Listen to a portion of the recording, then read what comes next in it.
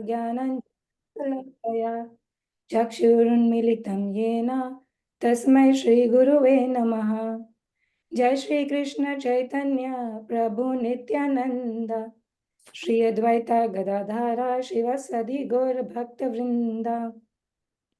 Hare Krishna Krishna Krishna Hare Hare, Hare Ram Ram Ram Hare Hare, Hare Krishna Krishna Krishna Hare Hare, Hare Ram Ram Ram Hare Hare, Hare Krishna Krishna Krishna Hare Hare, Hare Ram Ram Ram Hare Hare.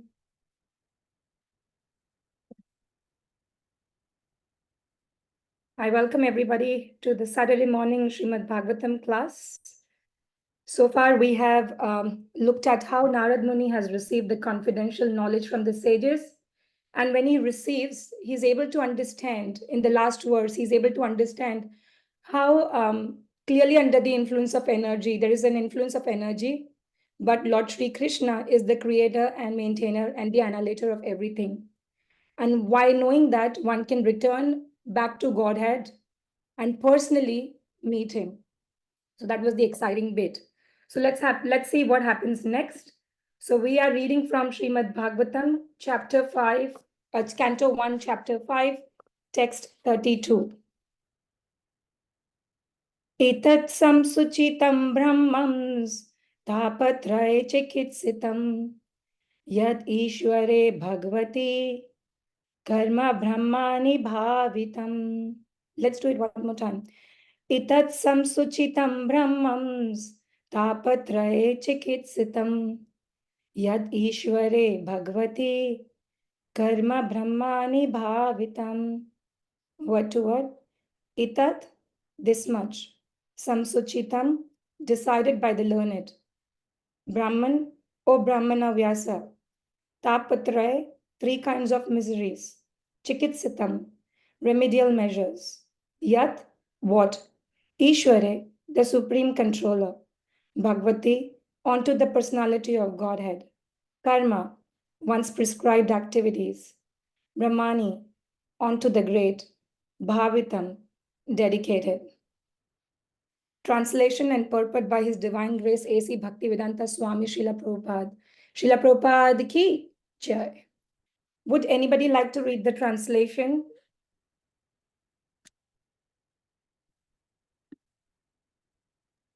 Hare Krishna Mataji, I can do that. Okay, thank you, Prabhu.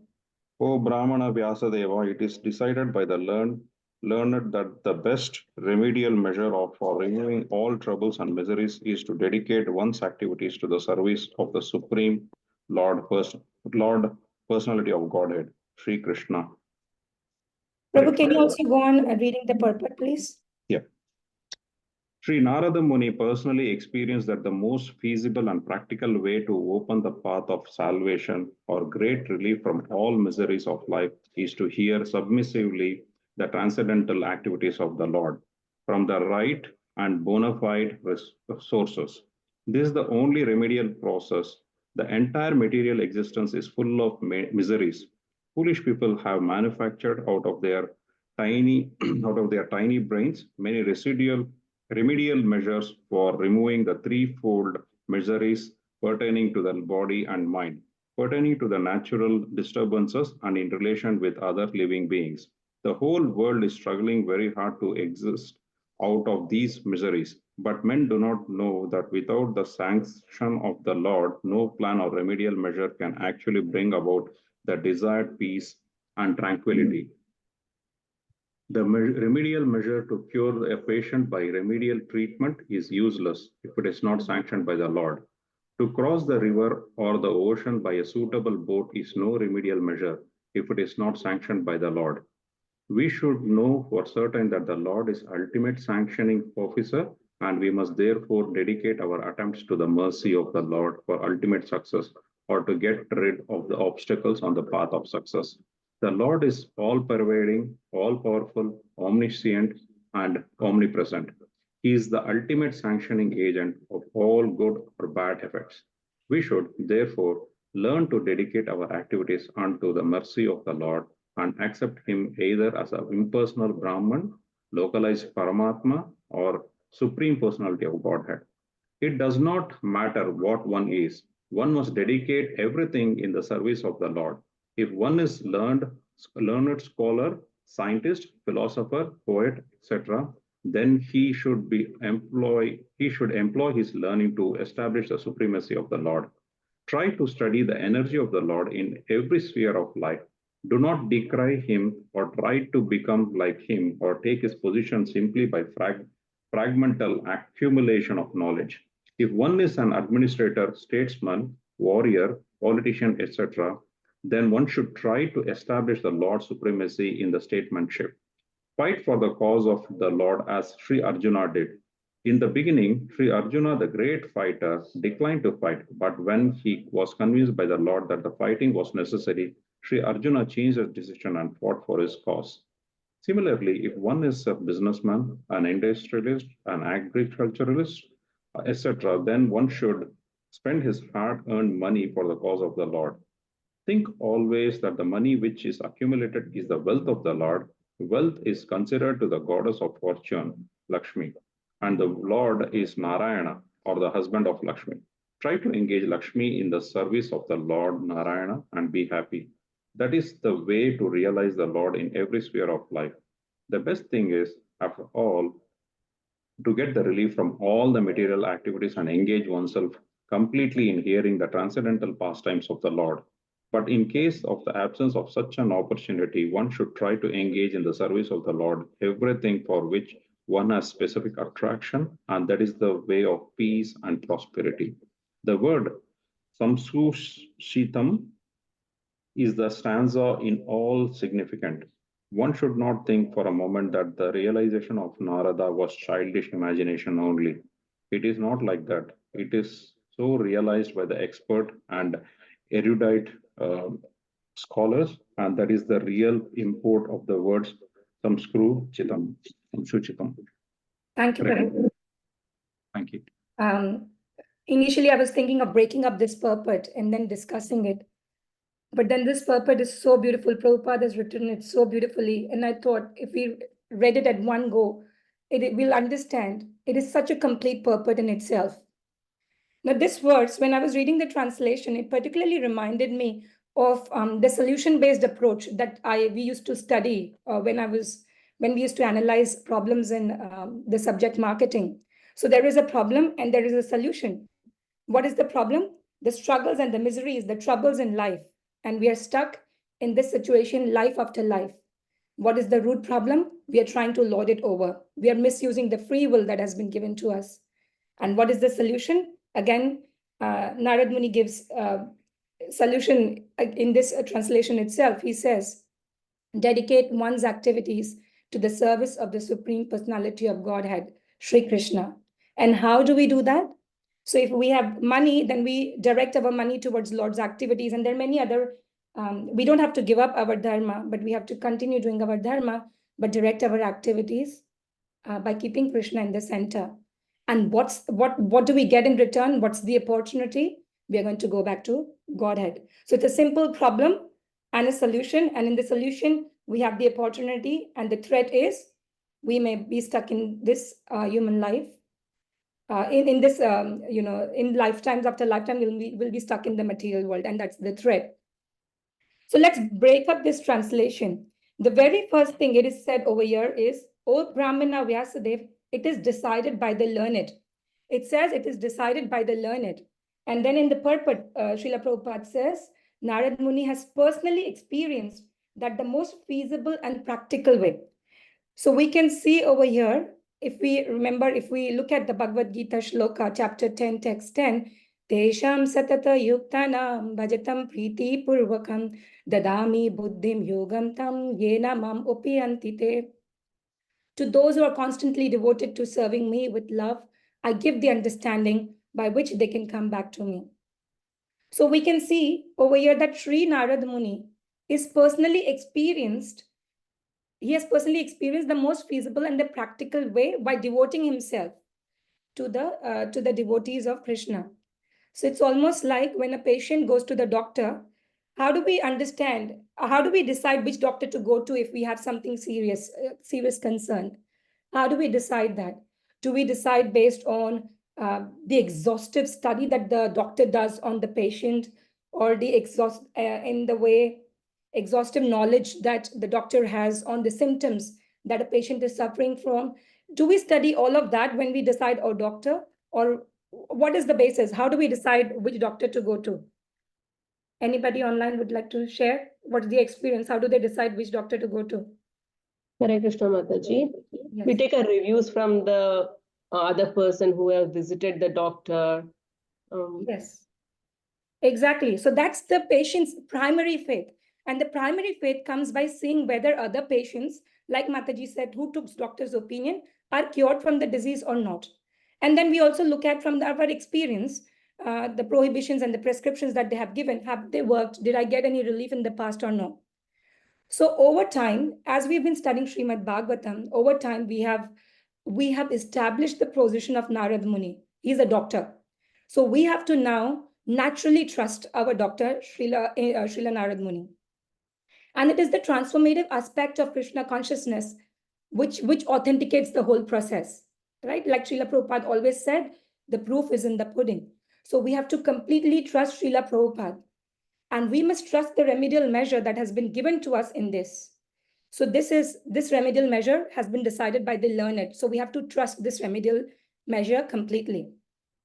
So the second word is the best remedial measure. So they're giving us the best remedial measure.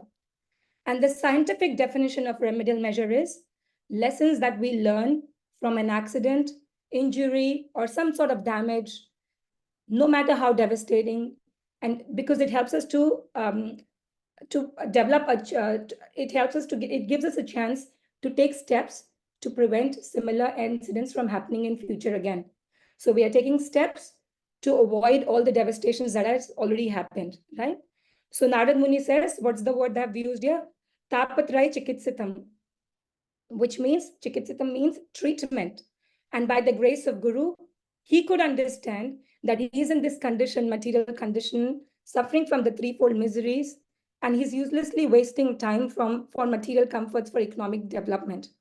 So if we simply become, Srila Prabhupada says, if we simply become subject to this suffering without any remedial measure, then we are an animal, right? And what is the scientific term for when we keep repeating the same mistake and we are not taking any precautions, we are not taking any remedial measures, then what is it called? It is called repetition compulsion. So we are driven to repeat the same mistakes from the past in the hopes that in the future, the situation will work out differently. But guess what? It's not going to happen. If we repeat the same mistakes again and again, we're going to get the same outcome again and again. So to break free, we must identify the pattern. And Nārada Muni has identified that pattern for us. So if we are suffering and we're trying to find a remedial measure, the human life is the perfect life for it. And that is the plain thing. And one cannot say there is no suffering. Suffering is there in both animal life and the human life. But the difference is the man can try the remedial measure and the animal cannot. So this word chikitsitam is particularly important. It's going to come again in the next verse. So we can spend more time on this word when we're discussing the next verse. But the important point is, this is the best remedial measure that we are talking about today, the best solution, the best treatment. And to be able to take the best treatment, we must understand that we are diseased. The problem is, most of the times we do not even realize we are sick. It's like some people have that, actually even I had that. Under no circumstances will I accept that I am sick, right? Some people have that, take this medicine, you have cold. No, I'm fine. Don't do too many services, you're not keeping too well. No, I'm absolutely okay, I can do this. No, I'm not sick, I'm fine, don't tell me I'm sick, right? We hear that sometimes, some people have that, I had that. So first step is we have to understand that we are diseased, that we are sick, and that's why we need a treatment. Because if we don't understand that we are sick, probably there is no need for any sort of treatment. So what is this treatment for? What is this remedial measure for? It is for, as it says in the translation, for removing troubles and miseries, right? Now it says again and again, we again and again hear that this place is Dukhalayam, a place of distress. Now, do we actually agree to that point? Do we actually agree that this place is actually a place of misery? Are we actually unhappy? That is something we must think about. In an outreach program, one of the persons who come there regularly, when we raised the point that this world is a place of misery, she said, "You guys are a pessimist. How can you always say this place is a place of misery?" All right. I thought that was a good point, good question raised. But Chaitanya Charan Prabhu says, he gives a very beautiful example. He talks about the mountain Himalaya. If someone lives in the Himalayas, he or she will say, it is a place of snow. But is the Himalaya a place of nothing but snow? Certainly not, right? It is also a place of beauty. It is a place of so many different life forms. It is a place for adventurous mountain climbers. But nonetheless, if someone wants to go and live in the Himalayas, he or she must prepare and expect snow there. We will have to prepare ourselves for the snow. Otherwise, we will be in deadly trouble. Similarly, when Bhagavad Gita says it's a place of dukhalayam, it's a place of distress, it does not mean that the world is a place of nothing but misery. Because same Krishna, again in same Bhagavad Gita, says, know that all opulent, beautiful, and glorious creations spring upon from but a spark of my splendor. Right? Srila Prabhupada, if I remember this correctly, one time he was flying and there was a beautiful air hostess. And one of the disciples, looked at her because she was beautiful. Srila Prabhupada looked at her as well. And then he told the disciple, look how beautiful Krishna has created this air hostess. So Prabhupada could see Krishna's hand in the beauty of the air hostess, right? But that is nothing but a spark of Krishna's splendor. Just imagine how beautiful, actually we cannot imagine how beautiful and glorious his creations are. So Gita, when it says this material world is a place of misery, it also says that the beauty and the glorious creation around us are nothing but a spark of splendor. So we have to understand that this place is a place of miseries. It's just like an hospital, right? Pain is an undeniable, unavoidable fact of hospital life. Yet we know that pain is not hospital purpose. What is the purpose of hospital? It is to cure people. It is to heal people. And that is the purpose of this world as well. Not to aggravate one's miseries, but it is to help us see, it is to help us heal our consciousness. So misery is a fact of life, but it is not the purpose of life.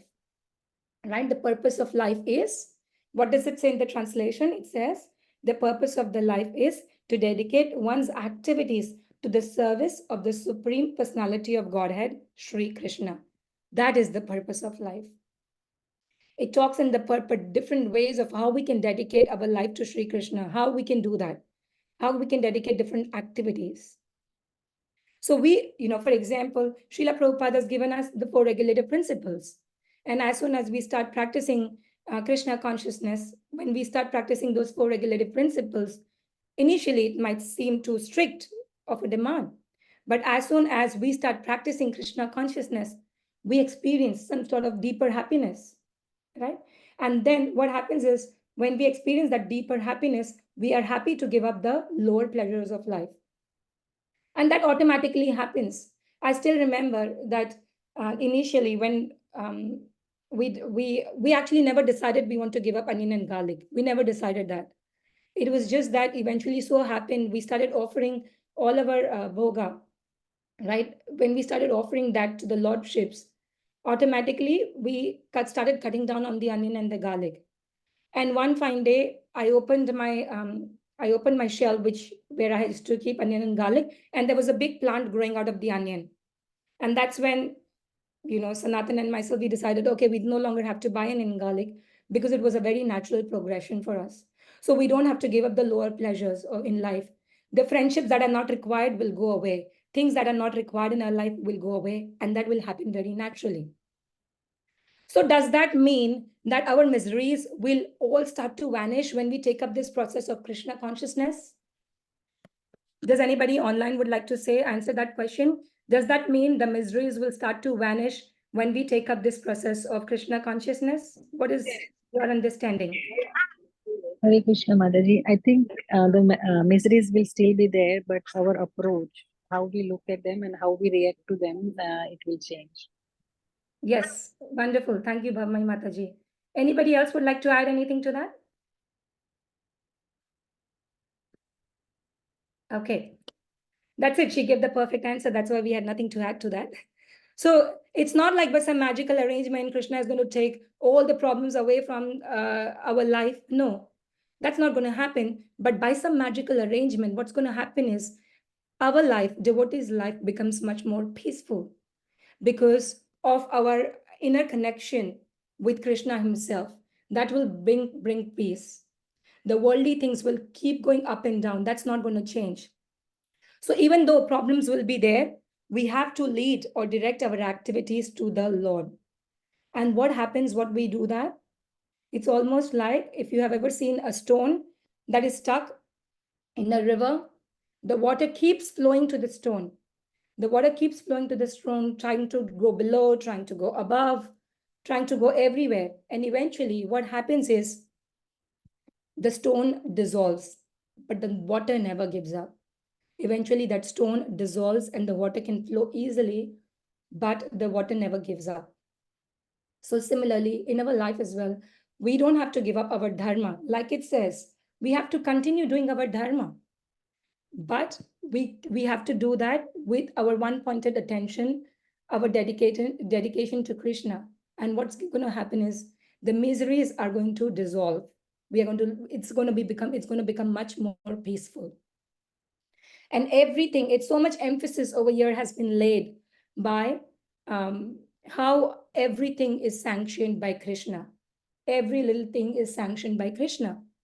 So the good things are sanctioned. It says, particularly the sentence over here is, the Lord is all-pervading, all-powerful, omniscient, and omnipresent.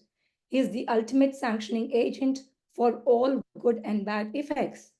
We should therefore learn to dedicate our activities onto the mercy of the Lord and accept him either as impersonal Brahman, localized Paramatma, or the Supreme Personality of Godhead. So he's the ultimate sanctioning agent of all good or bad, right? So one may argue that living entity does not do anything without the sanction of the God. So, right? So everything bad that is happening in the world is by the sanction of the God. Is that correct? Would anybody like to say anything to that? So my question is, everything that is happening in the world is by the sanction of Krishna. So even the sinful activities that are happening, Krishna has sanctioned it. Does that mean, am I right in saying that? Any comments? Come on, there is no wrong answer.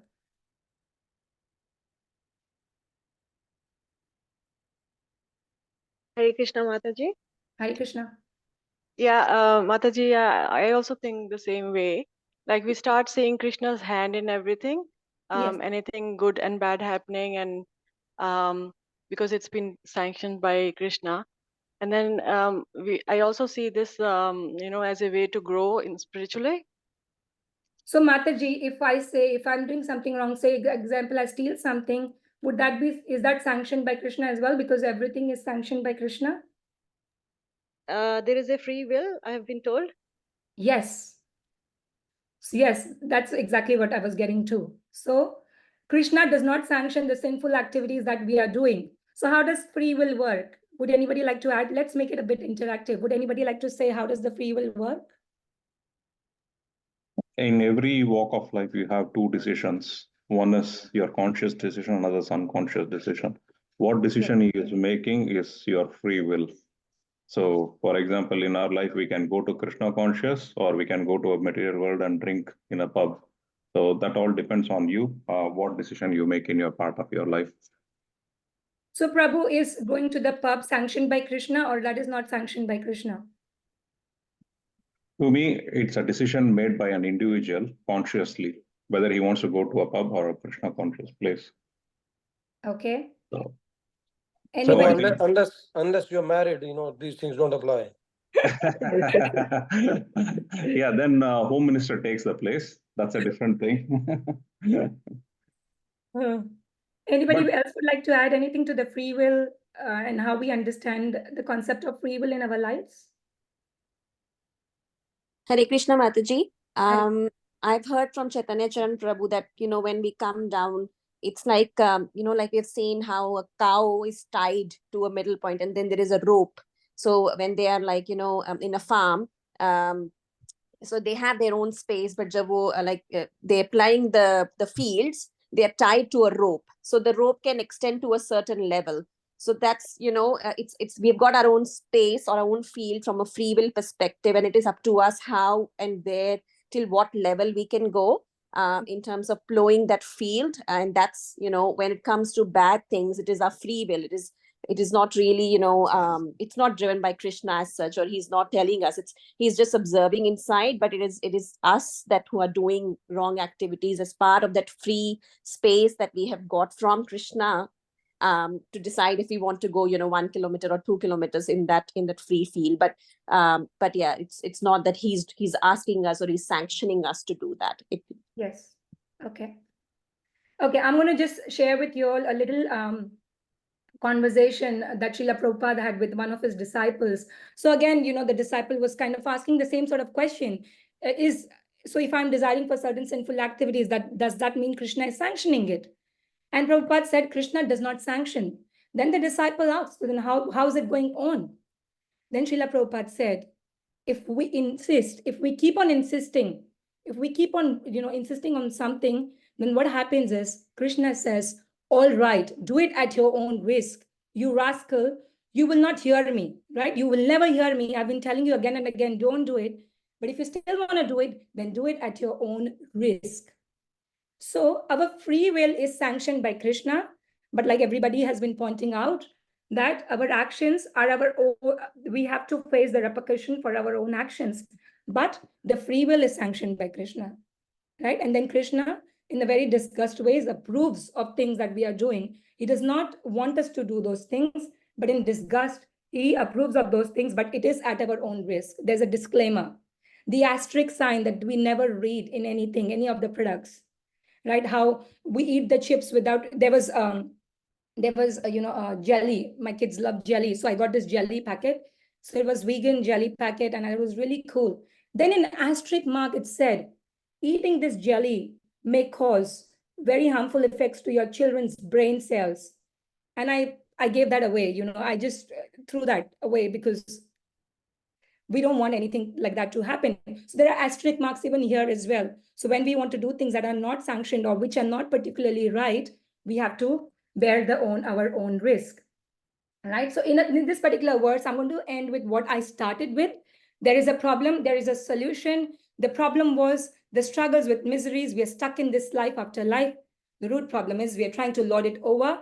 And the solution is dedicating our life to the service of the Lord by understanding that the Krishna is the ultimate sanctioner. He sanctions everything, good or bad. So even the bad is sanctioned by Krishna. The free will is sanctioned by Krishna.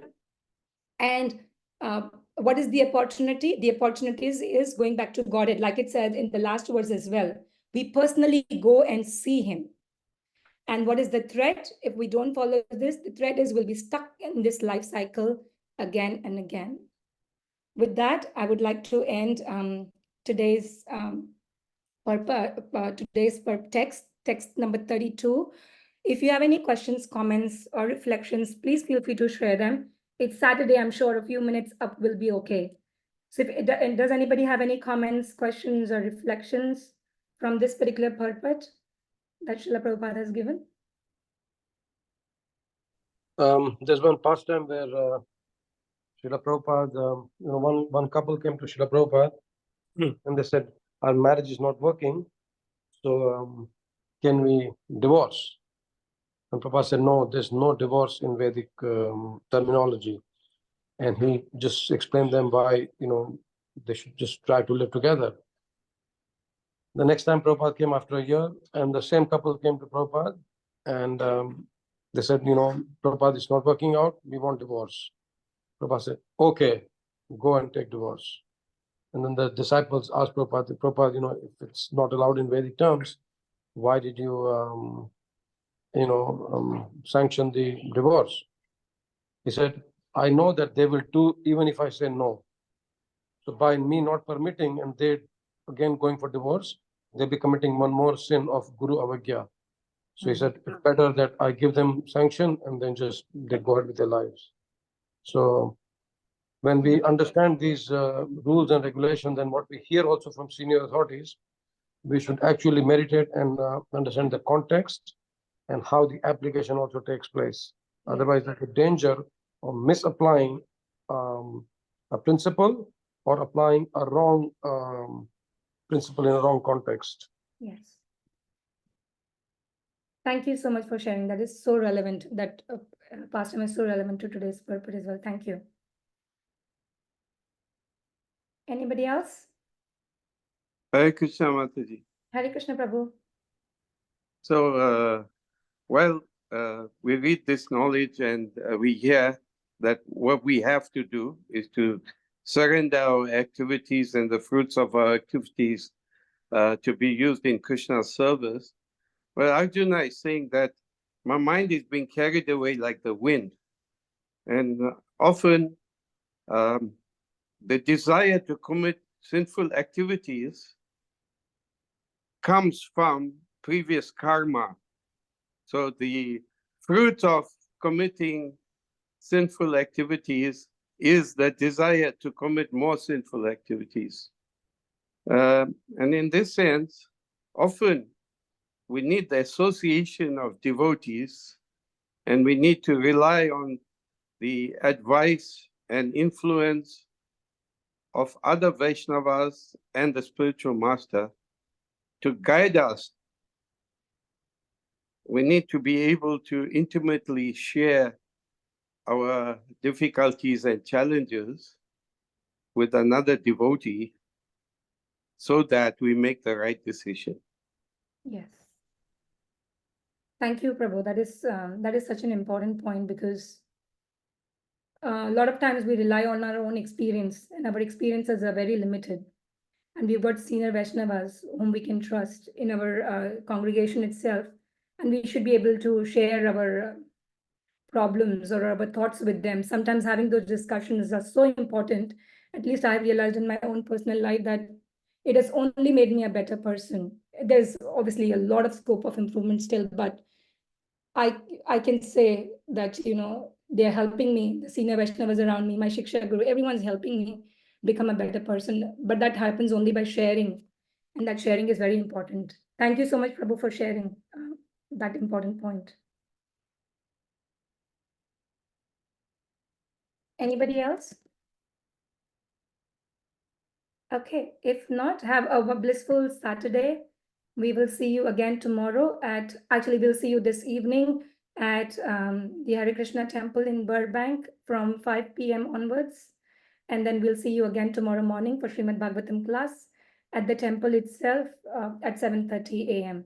Thank you so much. Have a blissful Saturday. Hare Krishna. Hare Krishna, Mataji. Thank you. Hare Krishna, Mataji. Thank you, Mataji. Thank you. Thank you. Mataji. Hare Krishna. Hare Krishna, Mataji. Thank you.